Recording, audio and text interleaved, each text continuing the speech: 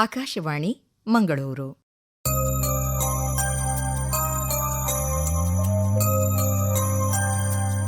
ಕಾನೂನು ಸಲಹೆ, civil criminal ವಿಷಯಗಳ ಕುರಿತಾದ ಮಾರ್ಗದರ್ಶಿ ಕಾರ್ಯಕ್ರಮ.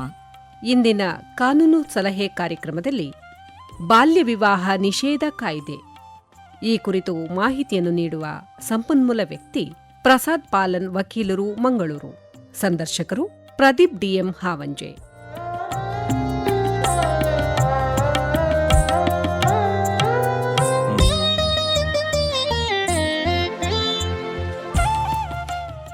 ನಮ್ಮೆಲ್ಲ ಪ್ರೀತಿಯ ಕೇಳುಗರಿಗೆ ಇಂದಿನ ಕಾನೂನು ಸಲಹೆ ಕಾರ್ಯಕ್ರಮಕ್ಕೆ ಪ್ರೀತಿಯ ಸ್ವಾಗತ. ಇಂದಿನ ಕಾನೂನು ಸಲಹೆ ಕಾರ್ಯಕ್ರಮದಲ್ಲಿ ಬಾಲ್ಯ ವಿವಾಹ ನಿಷೇಧ ಕಾಯ್ದೆ ಈ ವಿಷಯದ ಬಗ್ಗೆ ಮಾಹಿತಿಯನ್ನು ನೀಡಲಿದ್ದಾರೆ ವಕೀಲರಾದ ಪ್ರಸಾದ್ ಪಾಲನ್ ಅವರು. ಸರ್, ಕಾರ್ಯಕ್ರಮಕ್ಕೆ ಪ್ರೀತಿಯ ಸ್ವಾಗತ.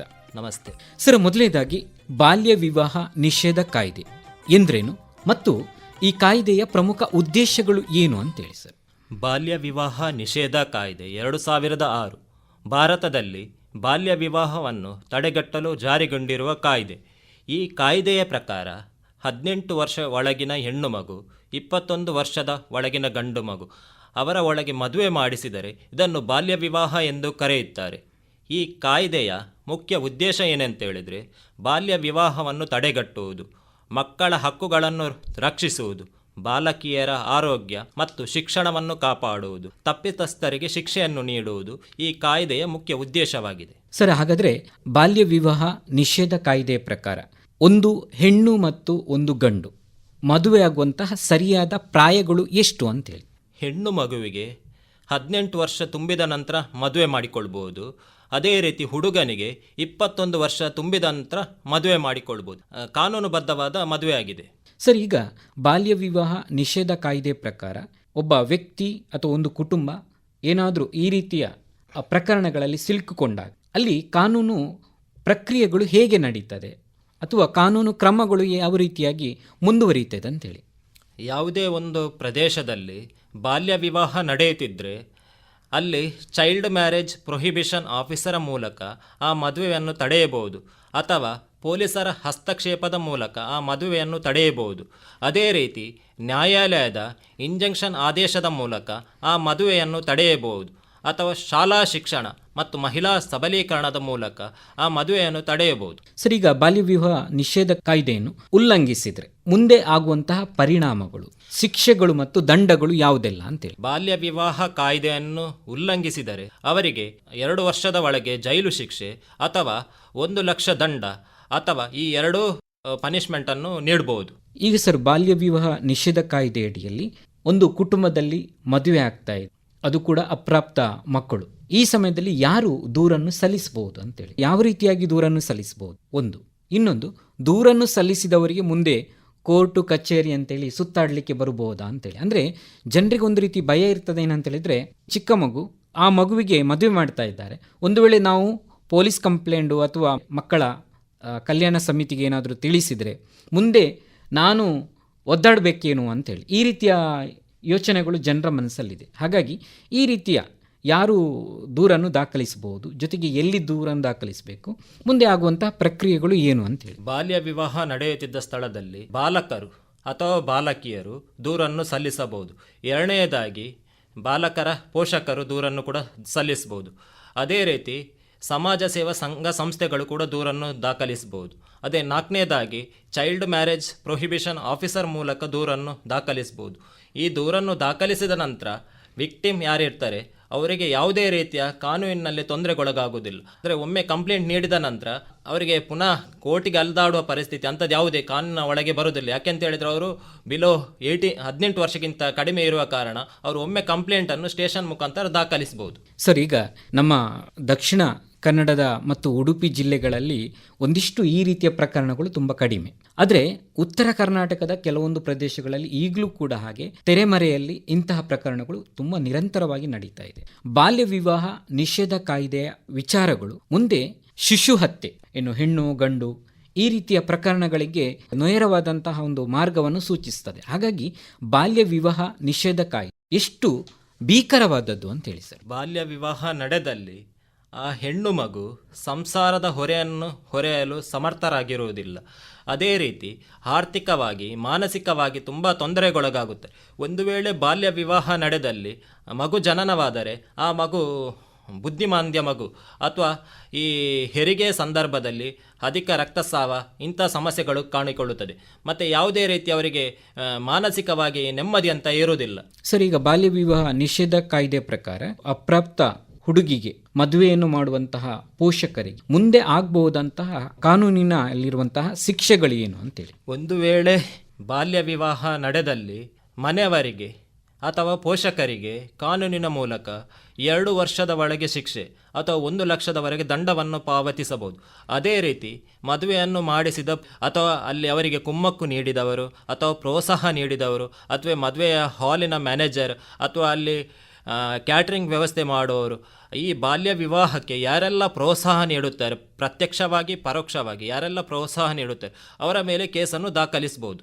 ಈಗ ಸರ್, ಬಾಲ್ಯ ವಿವಾಹ ಕಾಯ್ದೆಯಡಿ ಯಾವುದೋ ಒಂದು ಅಪ್ರಾಪ್ತ ಹೆಣ್ಣು ಮಕ್ಕಳಿಗೆ ಮದುವೆ ಆಗ್ತಾ ಇದೆ, ಆ ಸಮಯದಲ್ಲಿ ಅದನ್ನು ಯಾವುದೋ ರೀತಿಯಲ್ಲಿ ತಡೆದಿದ್ದಾರೆ. ಮುಂದೆ ಆ ಹೆಣ್ಣು ಮಗು ಅದನ್ನು ಸಾಂತ್ವನ ಕೇಂದ್ರ ಅಥವಾ ಎಲ್ಲಾದರೂ ಕೂಡ ಆ ಮಗುವಿಗೆ ರಕ್ಷಣೆಗಳು ಹೇಗೆ, ಮುಂದಿನ ಜೀವನದ ಒಂದು ಅದು ಶಿಕ್ಷಣ ಇರ್ಬೋದು ಅಥವಾ ಮುಂದೆ ಆ ಮಗುವಿಗೆ ಯಾವ ರೀತಿಯ ಒಂದು ನೆರವುಗಳು ಈ ಒಂದು ಕಾಯ್ದೆ ಪ್ರಕಾರ ಸಿಗ್ತದೆ ಅಂತೇಳಿ.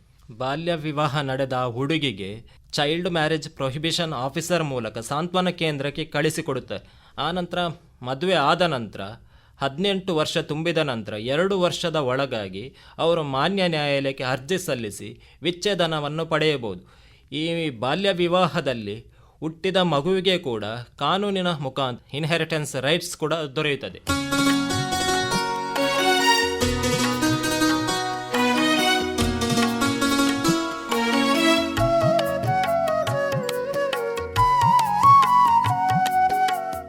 ಈಗ ಬಾಲ್ಯ ವಿವಾಹ ನಿಷೇಧ ಕಾಯ್ದೆ ಇದರ ಬಗ್ಗೆ ಕಾನೂನಿನ ಅರಿವೇ ಇಲ್ಲ, ಆದರೆ ಆ ಮಗು ಆ ಒಂದು ಪ್ರಕ್ರಿಯೆಗೆ ಒಳಗಾಗಿದೆ. ಈಗ 12 ವರ್ಷ 13 ವರ್ಷಗಳಾಗಿದೆ. ಎಲ್ಲೋ ಒಂದು ಕಡೆಯಲ್ಲಿ ಓದಿದ್ದು ಅಥವಾ ಶಿಕ್ಷಕರಿಂದಲೋ ಇನ್ಯಾರಿಂದಲೋ ಗೊತ್ತಾಗ್ತದೆ ಇದು ಅಪರಾಧ ಅಂತೇಳಿ. ಆ ಮಗು ಸ್ವಯಂ ಅರಿವುಗಳನ್ನು ಪಡ್ಕೊಂಡು ಈಗ ಆಗಿರುವಂತಹ ಮದುವೆಯನ್ನು ರದ್ದುಗೊಳಿಸಬಹುದಾ ಅಂತೇಳಿ. ಬಾಲ್ಯ ವಿವಾಹ ನಡೆದ ಆ ಮಗು ಅವರಿಗೆ 18 ವರ್ಷ ತುಂಬಿದ ನಂತರ 2 ವರ್ಷದ ಒಳಗೆ ಮಾನ್ಯ ನ್ಯಾಯಾಲಯಕ್ಕೆ ಅರ್ಜಿ ಸಲ್ಲಿಸಿ ವಿಚ್ಛೇದನ ಪಡೆದುಕೊಳ್ಳಬಹುದು. ಅದರಲ್ಲಿ 2 ರೀತಿ ಉಂಟು ಅಂತೇಳಿದರೆ, ಬಾಲ್ಯ ವಿವಾಹ ಪೋಷಕರ ಒತ್ತಾಯದ ಮೇರೆಗೆ ನಡೆದಲ್ಲಿ ಅವರು 18 ವರ್ಷ ತುಂಬಿದ ನಂತರ 2 ವರ್ಷದ ಒಳಗೆ ಕಾನೂನಿನಲ್ಲಿ ಅರ್ಜಿ ಸಲ್ಲಿಸಿ ವಿಚ್ಛೇದನವನ್ನು ಪಡೆಯಬಹುದು. ಅಥವಾ ಇನ್ನೊಂದು ರೀತಿ ಏನಂತ ಹೇಳಿದರೆ, ಅಪಹರಣದ ಮದುವೆ ಅಥವಾ ಹಣದ ಆಮಿಷಕ್ಕೆ ಒಳಗಾಗಿ ಮದುವೆ, ಯಾರೋ ಮಧ್ಯವರ್ತಿಗಳ ಮುಖಾಂತರ ಮದುವೆ ಮಾಡಿಸಿದಲ್ಲಿ ಅದು ತಕ್ಷಣ ಅಮಾನತುಗೊಳ್ಳುತ್ತದೆ. ಈಗ ಸರ್, ಈಗ ಬಾಲ್ಯ ವಿವಾಹ ಪ್ರಕಾರ ಈಗ ಆ ಮಗುವಿಗೆ ಯಾವುದೇ ರೀತಿಯ ಅರಿವುಗಳು ಇರಲಿಲ್ಲ, ತನಗೆ ಮದುವೆ ಮಾಡ್ತಾ ಇದ್ದಾರೆ ಅಂಥೇಳಿ. ಯಾವುದೋ ಒಂದು ಸಮಯದಲ್ಲಿ ಆ ಮಗುವಿಗೆ ಗೊತ್ತಾಗ್ತದೆ ಇದು ಅಪರಾಧ, ಇದು ತಪ್ಪು, ನನಗೆ ಇದು ಗೊತ್ತಿರಲಿಲ್ಲ, ಈ ಮುಂಚೆ ಇದೇ ರೀತಿಯ ತಿಳುವಳಿಕೆ ಇದ್ದಿದ್ರೆ ನಾನು ಬಾಲ್ಯ ವಿವಾಹಕ್ಕೆ ಒಳಗಾಗ್ತಿರ್ಲಿಲ್ಲ ಅಂತೇಳಿ. ಆದರೆ ಅದಾಗಲೇ ಆ ಮಗುವಿಗೆ ಹೆಣ್ಣು ಮಗುವಿಗೆ ಮಕ್ಕಳಿದ್ದಾರೆ.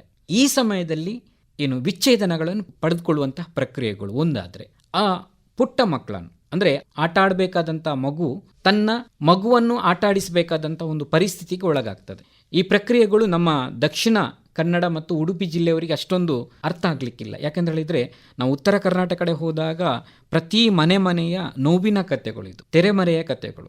ಪ್ರತಿಯೊಂದು ಚಿಕ್ಕ ವಯಸ್ಸಿನಲ್ಲೂ ಕೂಡ ಹಾಗೆ ಬಾಲ್ಯ ಆಗಿ ಈ ಕಡೆಯಲ್ಲಿ ವಲಸೆ ಕಾರ್ಮಿಕರಾಗಿ ಬರುವಂಥದ್ದಿದೆ. ಚಿಕ್ಕ ವಯಸ್ಸಿನಲ್ಲಿ ದುಡಿತಾ ಇರ್ಬೋದು, ಆ ಮಕ್ಕಳು ಅಪೌಷ್ಟಿಕತೆಗಳಿರ್ಬೋದು, ಇದೆಲ್ಲ ನಡೆಯುವಂಥದ್ದು. ಹಾಗಾಗಿ ಈ ರೀತಿ ಆದಾಗ ಒಂದು ಹೆಣ್ಣು ಮಗಳಾದವಳು, ಮಗುವನ್ನು ಪಡ್ಕೊಂಡಿರುವಂಥ ಆ ಹೆಣ್ಣು ಮಗಳಾದವಳು ಮತ್ತೆ ವಿಚ್ಛೇದನ ಪಡ್ಕೊಳ್ಬೇಕು, ಅದು ಕೂಡ ನ್ಯಾಯಸಮ್ಮತವಾದ.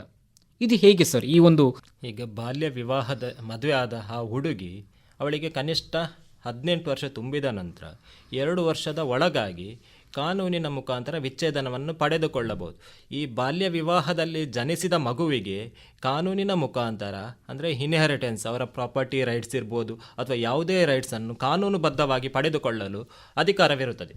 ಸರ್, ಮಂಗಳೂರಿನ ಕೆಲವೊಂದು ಆಸ್ಪತ್ರೆಗಳಲ್ಲಿ, ಉದಾಹರಣೆಗೆ ನಾವು ಈ ಹಿಂದಿನ ಸಂದರ್ಶನಗಳಲ್ಲಿ ನಾವು ತಿಳ್ಕೊಂಡ ಹಾಗೆ ಪೋಕ್ಸೋ ಕಾಯ್ದೆಯ ಪ್ರಕರಣಗಳನ್ನು ನಾನು ಸಂದರ್ಶನ ಮಾಡ್ತಾ ಇರುವಂಥ ಸಮಯದಲ್ಲಿ ಅದೆಷ್ಟು ಅಪ್ರಾಪ್ತ ಹೆಣ್ಣು ಮಕ್ಕಳು ಬಾಲ್ಯ ವಿವಾಹ ಅಂತ ಹೇಳೋದಕ್ಕಿಂತ ಹೆಚ್ಚಾಗಿ ಆ ಒಂದು ಹದಿಹರೆಯದ ಮನಸ್ಥಿತಿಗಳಲ್ಲಿ ಚಿಕ್ಕ ವಯಸ್ಸಿನ ಮಕ್ಕಳು. ಆದರೆ ಅದಾಗಲೇ ಆ ಒಂದು ಹೆಣ್ಣು ಮಗಳು ಏನಾಗಿರ್ತಾಳೆ, ಗರ್ಭಿಣಿಯಾಗಿರ್ತಾಳೆ. ಅವಳಿಗೆ ನ್ಯಾಯ ಕೊಡಬೇಕು ಅಂತ ಹೇಳಿದರೆ ಆಕೆಗೆ ಮದುವೆ ಮಾಡಬೇಕು. ಆದರೆ ಬಾಲ್ಯ ವಿವಾಹ ನಿಷೇಧ ಕಾಯ್ದೆ ಪ್ರಕಾರ ನೋಡಿದರೆ ಅದು ಅಪರಾಧ.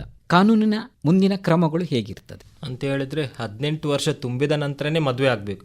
18 ವರ್ಷದ ಒಳಗಾಗಿ ಮದುವೆ ಆದರೆ ಅದು ಕಾನೂನು ಬಾಹಿರ ಮದುವೆ, ಅದಕ್ಕೆ ಯಾವುದೇ ಮಾನ್ಯತೆ ಇಲ್ಲ. ಈ ಸನ್ನಿವೇಶದಲ್ಲಿ 18 ವರ್ಷ ತುಂಬಿದ ನಂತರ ಅವರು ಮದುವೆ ಆಗ್ಬೋದು, ಆದರೆ ಅವರಿಗೆ ಈ ಬಾಲ್ಯ ವಿವಾಹದ ಬಗ್ಗೆ ಮಾಹಿತಿ ನೀಡಬೇಕು.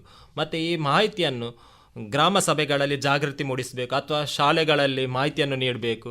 ಮಹಿಳಾ ಸಂಘಟನೆಗಳು ಇದರ ಬಗ್ಗೆ ಬಾಲ್ಯ ವಿವಾಹದ ಅಂದರೆ 18 ವರ್ಷದೊಳಗಿನ ಸಮಸ್ಯೆ ಏನಂತ ಉಂಟು. ಈಗ 18 ವರ್ಷದ ಒಳಗಾಗಿ ಮದುವೆ ಆದರೆ ಅವರಿಗೆ ನೆಕ್ಸ್ಟ್ ಗರ್ಭಪಾತ ಆಗುವ ಸಾಧ್ಯತೆ ಜಾಸ್ತಿ ಇರ್ತದೆ, ಅಥವಾ ಅಪೌಷ್ಟಿಕವಾಗಿ ಹುಟ್ಟುವ ಮಗುವಿನ ಜನನ, ಮಕ್ಕಳು ಅಂಗವಿಕಲರಾಗುವ ಸಾಧ್ಯತೆ, ಮದುವೆಯಾಗಿ ಕುಟುಂಬದ ಹೊರೆ ಹೊರಲು ಸಾಧ್ಯವಾಗುವುದಿಲ್ಲ, ಕುಟುಂಬದ ಆರ್ಥಿಕವಾಗಿ, ಮಾನಸಿಕವಾಗಿ, ದೈಹಿಕವಾಗಿ ಎಲ್ಲ ಸಮಸ್ಯೆಯನ್ನು ಅವರು ಫೇಸ್ ಮಾಡ್ತಾರೆ. ಹೀಗಿರುವಾಗ ಅವರಿಗೆ ಸಾಮಾಜಿಕವಾಗಿ ನಾವು ಸಂಘ ಸಂಸ್ಥೆಗಳು ಈ ರೀತಿಯಲ್ಲಿ ಮದುವೆ ನಡೆದಲ್ಲಿ ಏನೆಲ್ಲ ಪರಿಣಾಮ ಉಂಟು ಇದನ್ನು ಅವರಿಗೆ ತಿಳುವಳಿಕೆ ಮೂಲಕ ತಿಳಿಸಿದರೆ ಈ ಬಾಲ್ಯ ವಿವಾಹವನ್ನು ತಡೆಗಟ್ಟಬಹುದು. ಸರ್, ನಾನು ಈ ಪ್ರಶ್ನೆಗಳನ್ನು ಒಂದಿಷ್ಟು ಬಹಳ ಸರಳಗೊಳಿಸುವುದಾದರೆ, ಈಗ ಆ ಒಂದು ಹೆಣ್ಣು ಮಗಳು ಏನಾಗಿದ್ದಾಳೆ, ಹದಿಹರೆಯದಲ್ಲಿ ಗರ್ಭಿಣಿಯಾಗಿದ್ದಾಳೆ, ಯಾವುದೊಂದು ಆಮಿಷಕ್ಕೆ ಒಳಗಾಗಿ. ಆಕೆಯೇ ತಪ್ಪಿಲ್ಲ ಪಾಪ. ಆದರೆ ಆಕೆ ಏನೂ ಗೊತ್ತಿಲ್ಲ, ಆಸ್ಪತ್ರೆಗೆ ದಾಖಲಾದಾಗ ಆಕೆ ಗರ್ಭಿಣಿ ಅಂತೇಳಿ ಗೊತ್ತಾಗ್ತದೆ. ಮುಂದೆ ಅನಿವಾರ್ಯ ಕಾರಣಕ್ಕಾಗಿ ಆಕೆ ಆ ಮಗುವಿಗೆ ಜನ್ಮ ನೀಡಲೇಬೇಕು. ಆ ಮಗುವಿಗೆ ಜನ್ಮ ನೀಡುವಂತಹ ಸಮಯದಲ್ಲಿ ಈ ಪ್ರಕರಣಕ್ಕೆ ಕಾರಣ ಯಾರು, ಇದೆಲ್ಲ ಪ್ರಕರಣಗಳನ್ನು ಭೇದಿಸ್ತಾ ಹೋದಾಗ ಅಲ್ಲಿ ವ್ಯಕ್ತಿ ಸಿಗ್ತಾನೆ. ಈ ಸಮಯದಲ್ಲಿ ಆ ವ್ಯಕ್ತಿಗೆ ಏನಾಗ್ತಾನೆ, ಬಹಳ ದೊಡ್ಡವನಾಗಿರ್ತಾನೆ, ಆದರೆ ಈಕೆ ಬಹಳ ಚಿಕ್ಕವಳಾಗಿದೆ. ಈಗ ಆಕೆ ಏನಾಗ್ತಾಳೆ, ಮಗುವಿಗೆ ಜನ್ಮ ನೀಡ್ತಾಳೆ.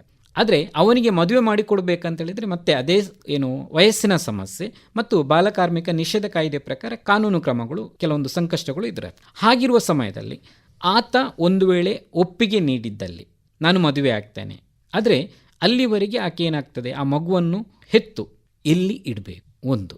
ಎರಡನೇದಾಗಿ ಕಾನೂನು ಕ್ರಮದ ಮುಂದಿನ ಆಕೆಗೆ ಯಾವೆಲ್ಲ ನೆರವುಗಳನ್ನು ನೀಡ್ತದೆ ಈ ಕಾಯ್ದೆ ಅಂತೇಳಿ. ಬಾಲ್ಯ ವಿವಾಹ ಕಾಯ್ದೆಯಲ್ಲಿ ಆ ಹುಡುಗಿ ಯಾರದೋ ರೀತಿಯಲ್ಲಿ ವಂಚನೆಗೊಳಗಾದರೆ ಇಲ್ಲಿ ಅವರ ಮೇಲೆ ಕೇಸು ದಾಖಲಾಗ್ತದೆ, ಪೋಕ್ಸೋ ಪ್ರಕರಣ ದಾಖಲಾಗುತ್ತದೆ. ಈ ಪೋಕ್ಸೋ ಪ್ರಕರಣ ದಾಖಲಾದ ನಂತರ ಈ ಹುಡುಗಿ ಅಥವಾ ಜನಿಸಿದ ಮಗುವನ್ನು ಸಾಂತ್ವನ ಕೇಂದ್ರ ಅಥವಾ ಜುವೆನೈಲ್ ಜಸ್ಟಿಸ್ ಬೋರ್ಡು ಇಂಥ ಕಡೆಗಳಲ್ಲಿ ಈ ಮಗುವನ್ನು ಪಾಲನೆ ಮಾಡ್ಬೋದು. ಈ ಹುಡುಗಿಗೆ ಮನೆಯವರು ಯಾರೂ ಇಲ್ಲ ಅಂತೇಳಿದ್ರಿ, ಆ ಹುಡುಗಿ ಮತ್ತು ಮಗುವನ್ನು ಆ ಜುವೆನೈಲ್ ಜಸ್ಟಿಸ್ ಬೋರ್ಡ್, ಮಹಿಳಾ ಮತ್ತು ಮಹಿಳಾ ಸಬಲೀಕರಣ ಎಂಬ ಸಂಸ್ಥೆಯ ಮುಖ ಅಲ್ಲಿ ಪಾಲನೆ ಮಾಡ್ಬೋದು. ಮತ್ತು ಆರೋಪಿ ಅಂತ ಯಾರಿರ್ತಾರೆ ಅವರಿಗೆ ಕಾನೂನಿನ ಮುಖಾಂತರ ಶಿಕ್ಷೆಗೊಳಗಾಗುತ್ತದೆ. ಒಂದು ವೇಳೆ ಆ ವ್ಯಕ್ತಿ ಮದುವೆಗೆ ಒಪ್ಪಿಗೆ ನೀಡಿದ್ದಲ್ಲಿ ಹುಡುಗಿಗೆ 18 ವರ್ಷ ತುಂಬಿದ ನಂತರ ಕಾನೂನು ಮುಖಾಂತರ ಕಾನೂನುಬದ್ಧವಾಗಿ ಮದುವೆ ಮಾಡ್ಕೊಳ್ಬೋದು. ಅಲ್ಲಿ ತನಕ ಅವರು ಮಹಿಳಾ ಸಾಂತ್ವನ ಕೇಂದ್ರ, ಅಲ್ಲಿ ಯಾರು ಆ ವಿಕ್ಟಿಮ್ಗೆ ಯಾರು ಇಲ್ಲ ಅಂತ ಹೇಳಿದರೆ ಮಾತ್ರ ಅವರ ಮಹಿಳಾ ಸಬಲೀಕರಣ ಅಥವಾ ಜುವೆನೈಲ್ ಜಸ್ಟಿಸ್ ಬೋರ್ಡ್. ಈಗ ನಮ್ಮ ಭಾರತದಲ್ಲಿ ಮಹಿಳೆಯರಿಗೆ ತುಂಬ ಹಕ್ಕುಗಳನ್ನು ನೀಡಿದ್ದಾರೆ, ಹಾಗಾಗಿ ಅಲ್ಲಿ ಅವರು ಜೀವನವನ್ನು ಮಾಡಬಹುದು.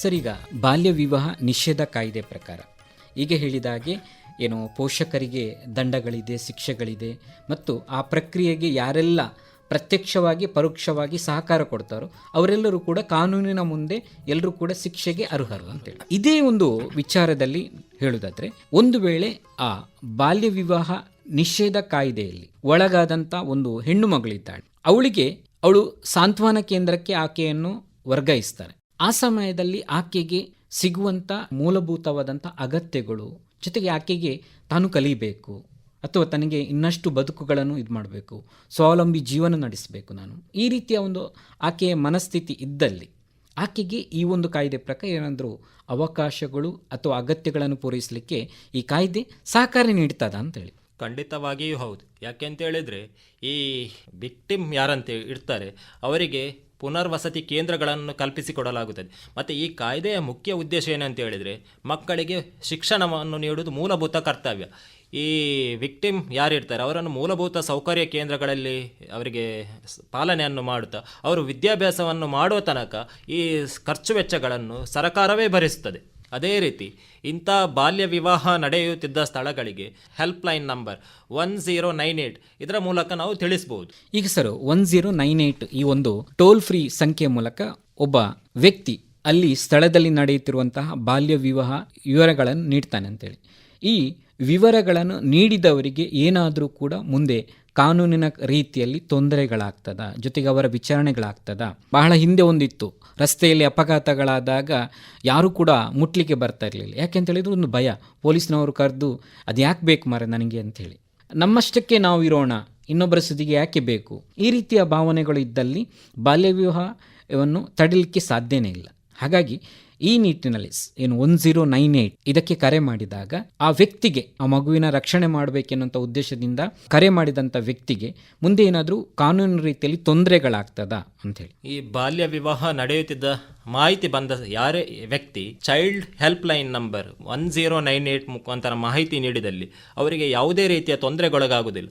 ಅವರು ಕಂಪ್ಲೇಂಟನ್ನು ಈಗ ಮಾಹಿತಿ ನೀಡಿದ ನಂತರ ಒಮ್ಮೆ ಅವರು ಸ್ಟೇಷನ್ಗೆ ಹೋಗಿ ಕಂಪ್ಲೇಂಟನ್ನು ದಾಖಲಿಸಬೇಕು. ಮತ್ತೆ ಅವರಿಗೆ ಯಾವುದೇ ರೀತಿಯ ಕಾನೂನಿನ ರೀತಿಯ ತೊಂದರೆಗಳು ಒಳಗಾಗುವುದಿಲ್ಲ. ಸರ್, ಈಗ ಬಾಲ್ಯ ವಿವಾಹ ನಿಷೇಧ ಕಾಯ್ದೆ ಪ್ರಕಾರ ಹೆಚ್ಚಿನ ಪ್ರಕರಣಗಳು ಕಾಣಬರುವಂಥದ್ದು ಅಂತ ಹೇಳಿದ್ರೆ, ಒಂದು ಶಾಲೆಯಲ್ಲಿ ಬೇಸಿಗೆ ರಜೆಯ ಸಮಯದಲ್ಲಿ ಬಹಳಷ್ಟು ಪ್ರಕರಣಗಳು ದಾಖಲಾಗ್ತದೆ. ಅಂದರೆ ಶಾಲೆಯಲ್ಲಿ ರಜೆ ಇದ್ದಂಥ ಸಮಯದಲ್ಲೇ ಏನು ಮಾಡ್ತಾರೆ ಅಂತ ಹೇಳಿದ್ರೆ ಮದುವೆ ಮಾಡುವಂತಹ ಕ್ರಮಗಳು ನಡೀತದೆ. ಹಾಗಾಗಿ ಪೋಷಕರು ಮತ್ತು ಶಿಕ್ಷಕರು ಬಾಲ್ಯ ವಿವಾಹ ನಿಷೇಧ ಕಾಯ್ದೆಯನ್ನು ಸರಿಯಾದ ಕ್ರಮದಲ್ಲಿ ಅಳವಡಿಸ್ಕೊಳ್ಬೇಕಾದ್ರೆ ಅಥವಾ ಅನ್ವಯಿಸ್ಕೊಳ್ಬೇಕಾದ್ರೆ ಶಿಕ್ಷಕರ ಪಾತ್ರ ಮತ್ತು ಪೋಷಕರ ಪಾತ್ರ ಎಷ್ಟಿದೆ ಅಂತೇಳಿ. ಖಂಡಿತವಾಗಿಯೂ ಈಗಿನ ಪರಿಸ್ಥಿತಿಯಲ್ಲಿ ಶಿಕ್ಷಕರ ಪಾತ್ರ ಮುಖ್ಯವಾದದ್ದು. ಯಾಕೆಂತೇಳಿದರೆ ಈ ಹದಿಹರೆಯದ ಮಕ್ಕಳಿಗೆ ನಾವು 18 ವರ್ಷದ ಒಳಗಿನ ಸಮಸ್ಯೆಗಳನ್ನು ತಿಳಿ ಹೇಳಬೇಕು. ಮತ್ತು ಶಾಲಾ ಕಾಲೇಜುಗಳಲ್ಲಿ ಈ ಹೆತ್ತವರ ಮತ್ತು ಪೋಷಕರ ಸಭೆಯನ್ನು ನಡೆಸಿ 18 ವರ್ಷದೊಳಗಿನ ಹದಿಹರೆಯದ ಸಮಸ್ಯೆಯನ್ನು ಮುಖ್ಯವಾಗಿ ಅವರಿಗೆ ತಿಳಿ ಹೇಳಿದರೆ ಇಂಥ ಬಾಲ್ಯ ವಿವಾಹವನ್ನು ತಡೆಗಟ್ಟಲು ನಾವು ಕ್ರಮಗಳನ್ನು ತಗೊಳ್ಳಲಿಕ್ಕೆ ಆಗ್ತದೆ. ಬಾಲ್ಯ ವಿವಾಹ ಕಾಯ್ದೆಯ ಪ್ರಮುಖ ಉದ್ದೇಶ ಏನಂತೇಳಿದರೆ ಈ ಮಗುವಿನ ಮೂಲಭೂತ ಶಿಕ್ಷಣ ಮತ್ತು ಅವರ ಆರೋಗ್ಯ ಮತ್ತು ಮಾನಸಿಕ ತೊಂದರೆಗೊಳಗಾದರೆ ಇದನ್ನು ಕರ್ತವ್ಯ ಮಾಡುವುದು ಈ ಬಾಲ್ಯ ವಿವಾಹ ನಿಷೇಧ ಕಾಯ್ದೆ 2006ರ ಕಾಯ್ದೆಯ ಮುಖ್ಯ ಉದ್ದೇಶ. ಅದೇ ರೀತಿ ಈ ಬಾಲ್ಯ ವಿವಾಹವನ್ನು ಯಾರು ನೆರವೇರಿಸ್ತಾರೆ ಅವರಿಗೆ ಶಿಕ್ಷೆಯನ್ನು ಕೊಡುವುದು ಈ ಕಾಯ್ದೆಯ ಮುಖ್ಯ ಉದ್ದೇಶ. ಈಗ ಬಾಲ್ಯ ವಿವಾಹ ನಿಷೇಧ ಕಾಯ್ದೆ ಪ್ರಕಾರ ಆ ಪೋಷಕರಿಗೆ ಗೊತ್ತಿಲ್ಲದ ಹಾಗೆ ಏನು ಮಾಡ್ತಾರೆ, ಆ ಹೆಣ್ಣು ಮಗುವನ್ನು ಅಪಹರಿಸಿ ಏನು ಮಾಡ್ತಾರೆ, ವಿವಾಹ ಮಾಡ್ತಾರೆ. ಈ ಸಮಯದಲ್ಲಿ ಯಾವುದೋ ರೀತಿಯಲ್ಲಿ ಅವರು ಸಿಕ್ಕಿ ಬೀಳ್ತಾರೆ ಪ್ರಕರಣಗಳಲ್ಲಿ. ಈ ಸಮಯದಲ್ಲಿ ಅವರ ಕುಟುಂಬದವರಿಗೆ ಮತ್ತು ಆ ಮಗುವಿಗೆ ಏನಾದರೂ ಕೂಡ ಪರಿಹಾರಗಳು, ಈಗ ಪುನರ್ವಸತಿ ಕೇಂದ್ರಗಳ ಬಗ್ಗೆ ತಾವು ಹೇಳಿದರೆ, ಆದರೆ ಆ ಕುಟುಂಬದವರು ಮಾನಸಿಕವಾಗಿ ಸಾಮಾಜಿಕವಾಗಿ ಇನ್ಯಾವುದೋ ರೀತಿಯಲ್ಲಿ ಒಂದಿಷ್ಟು ನೊಂದಿರ್ತಾರೆ. ಇಂತಹ ಪೋಷಕರಿಗೆ ಈ ಕಾಯ್ದೆ ಯಾರು ವಿವಾಹವನ್ನು ಮಾಡಿಸಿದ್ದಾರೋ ಬಲವಂತವಾಗಿ ಅವರ ಕಡೆಯಿಂದ ಇವರಿಗೆ ಏನಾದರೂ ಪರಿಹಾರಗಳನ್ನು ನೀಡುವಂಥದ್ದು ಇದೆಯಾ ಅಥವಾ ರಕ್ಷಣೆಗಳನ್ನು ಕೊಡುವಂಥದ್ದು ಇದೆಯಾ? ಮುಂದೆ ಇದೇ ರೀತಿಯ ಪ್ರಕರಣಗಳು ಮುಂದೊಂದು ಸಲ ಬರ್ಬೋದು. ಈ ಸಲ ಏನೋ ಅದು ಏನಾಗಿದೆ ತಡೆಯಾಗಿರ್ಬೋದು, ಅಂದರೆ ತಪ್ಪಿರ್ಬೋದು. ಅವ್ರು ಹೇಳ್ತಾರೆ ಇದು ಹೀಗೆ ಬಿಡುವುದಿಲ್ಲ, ನಾವು ಮದುವೆ ಮಾಡಿಸ್ತೇವೆ. ಈ ರೀತಿ ಆದಾಗ ಕುಟುಂಬದವರಿಗೆ ಕಾನೂನಿನ ರಕ್ಷಣೆಗಳು ಅಥವಾ ಪೊಲೀಸ್ ರಕ್ಷಣೆಗಳನ್ನು ಈ ಕಾಯ್ದೆ ನೀಡ್ತದಾ ಅಂತೇಳಿ. ಖಂಡಿತವಾಗಿಯೂ ಹೌದು. ಬಾಲ್ಯ ವಿವಾಹ ಕಾಯ್ದೆ 2006ರ ಪ್ರಕಾರ ಬಾಲ್ಯ ವಿವಾಹವೇ ಕಾನೂನು ಬಾಹಿರ. ಈಗ ಮನೆಯವರು ಅಥವಾ ಯಾರಾದರೂ ಬಲವಂತವಾಗಿ ಆ ಹುಡುಗಿಗೆ ಮದುವೆ ಮಾಡಿಸಿದ್ದಲ್ಲಿ ಅವರ ಮೇಲೆ ಸೂಕ್ತವಾಗಿ ಕಾನೂನು ಕ್ರಮ ಕೈಗೊಳ್ಳಲಾಗುತ್ತದೆ. ಈ ಹದಿಹರೆಯದವರಿಗೆ ಈ ಮದುವೆಯ ಬಗ್ಗೆ ಮಾಹಿತಿ ಇರುವುದಿಲ್ಲ. ಯಾರೋ ಬಲವಂತವಾಗಿ ಕರ್ಕೊಂಡು ಹೋಗ್ತಾರೆ ಅಥವಾ ಅವರಿಗೆ ಹಣದ ಆಮಿಷ, ಮನೆಯವರಿಗೆ ಹಣದ ಆಮಿಷ ಕೊಡ್ತಾರೆ ಅಥವಾ ಯಾವುದೇ ರೀತಿಯ ಬ್ಲ್ಯಾಕ್ ಮೇಲ್ ಮಾಡಿ ಈ ರೀತಿ ಮದುವೆ ಮಾಡಿದಲ್ಲಿ ಅದನ್ನು ಕಾನೂನು ಇಮಿಡಿಯೇಟಾಗಿ ಅಮಾನತು ಮಾಡುತ್ತದೆ. ಒಂದು ವೇಳೆ ಹುಡುಗಿ ಒಂದು ಪ್ರೀತಿಸಿ ಮದುವೆ ಆದರೆ ಆ ಮದುವೆಯನ್ನು 18 ವರ್ಷದ ನಂತರ ಆ ಮಗು 2 ವರ್ಷದ ಒಳಗೆ ವಿಚ್ಛೇದನ ಪಡೆದುಕೊಳ್ಳಬಹುದು.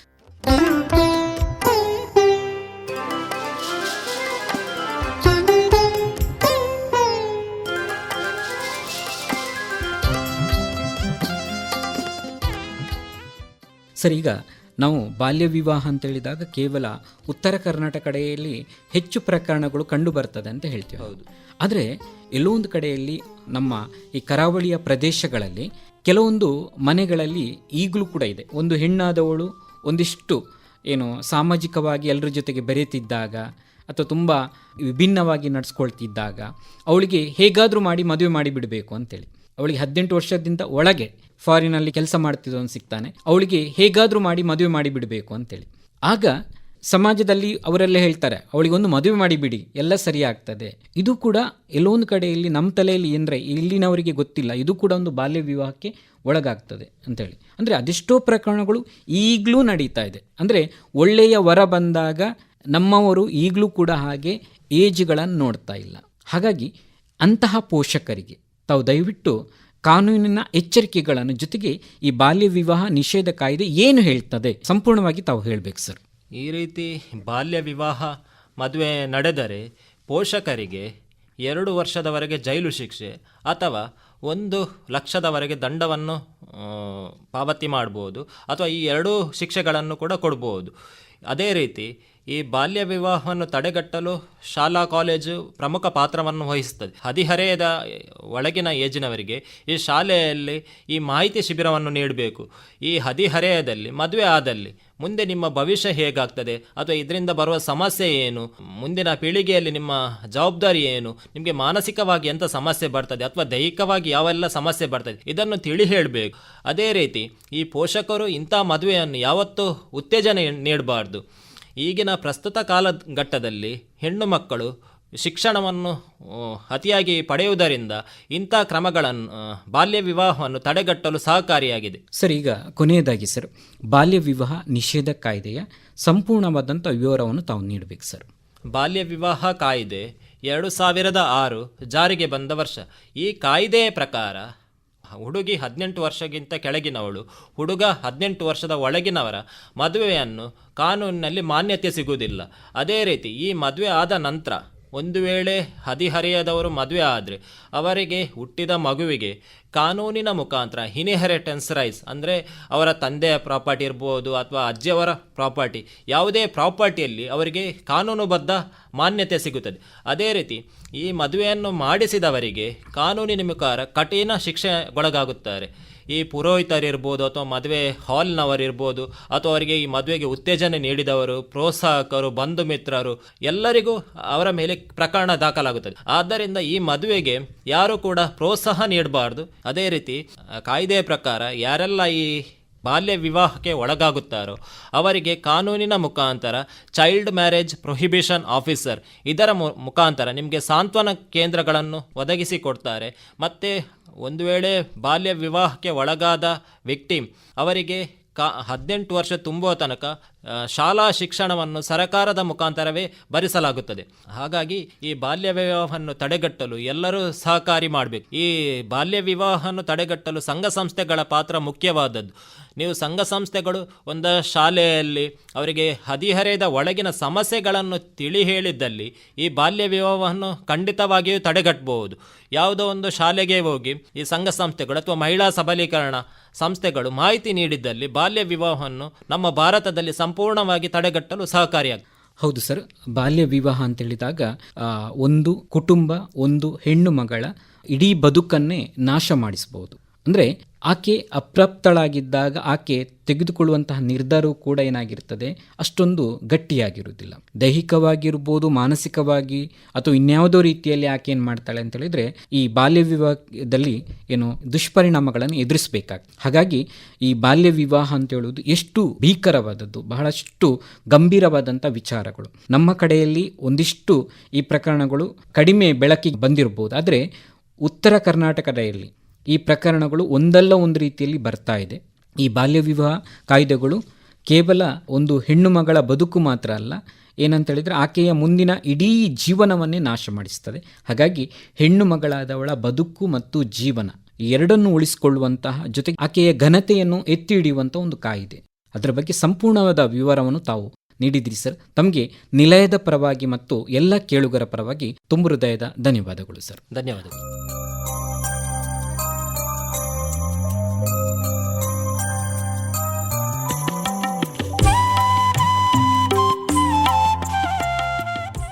ಇದುವರೆಗೆ ಕಾನೂನು ಸಲಹೆ ಕಾರ್ಯಕ್ರಮದಲ್ಲಿ ಬಾಲ್ಯ ವಿವಾಹ ನಿಷೇಧ ಕಾಯ್ದೆ ಈ ಕುರಿತು ಮಾಹಿತಿಯನ್ನು ನೀಡಿದ ಸಂಪನ್ಮೂಲ ವ್ಯಕ್ತಿ ಪ್ರಸಾದ್ ಪಾಲನ್, ವಕೀಲರು, ಮಂಗಳೂರು. ಸಂದರ್ಶಕರು ಪ್ರದೀಪ್ ಡಿಎಂ ಹಾವಂಜೆ. ಇದು ಇಂದಿನ ಕಾನೂನು ಸಲಹೆ ಕಾರ್ಯಕ್ರಮ. ಮತ್ತೆ ಮುಂದಿನ ಕಾರ್ಯಕ್ರಮದಲ್ಲಿ ಭೇಟಿಯಾಗೋಣ. ನಮಸ್ಕಾರ.